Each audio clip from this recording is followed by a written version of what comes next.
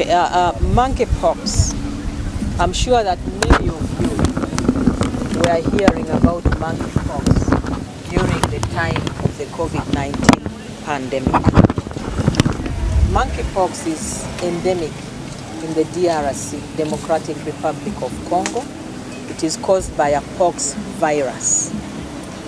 And that pox virus is present in monkeys, but also in humans. It is transmitted through contact, person to person, through body fluids. People with monkeypox present with a rash, and that rash is like the rash of chicken pox. It has pustules. So when it bursts, that fluid has the virus. If you touch it, you will get it. It is also sexually transmitted. It has not been in Uganda, but of recent, we imported cases from the DRC. We have 2 cases in Kasese. One is a Congolese, one is married to a Congolese.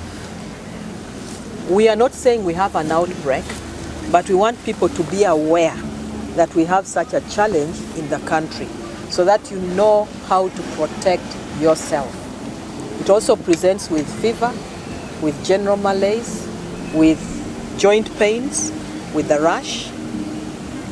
And when you see such a person with a rash all over the body, you need to report immediately to the nearest health facility. Remember, I said it is among the pox viruses.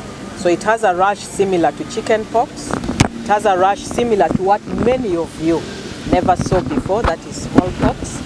And then now we have the monkeypox. So when you see such a rash, report so that we take samples and we analyze.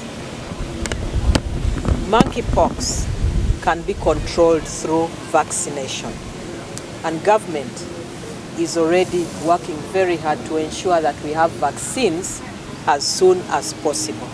And we shall be giving this vaccine to the most at-risk population. Those are the people around our border with DRC, the entire western border. We shall focus on children who are very vulnerable, and usually the mortality in children is high.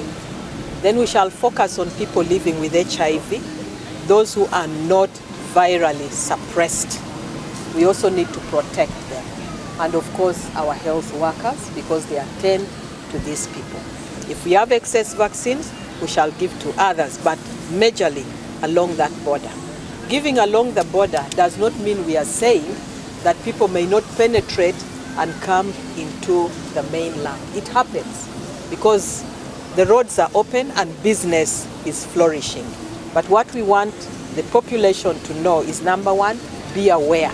Number 2, prevent. How do you prevent? Don't get into contact with a person who is sick. Report the person to the nearest health facility. Should you get in contact, wash your hands with soap and water or use sanitizer.